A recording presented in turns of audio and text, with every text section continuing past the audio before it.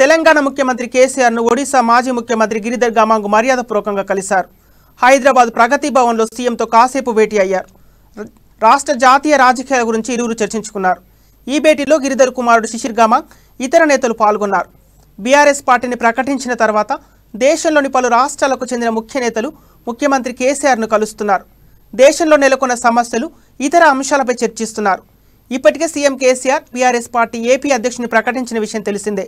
మరోవైపు ఈ నెల 18వ తేదీన ఖమ్మం జిల్లాలో బీఆర్ఎస్ పార్టీ ఆవిర్భావ సభ నిర్వహించనున్నారు. ఈ సభకు దేశం నలుమూలల నుంచి పలువురు రాజకీయ నేతలు, రైతు సంఘ నాయకులు హాజరు కాబోతున్న విషయం తెలిసిందే.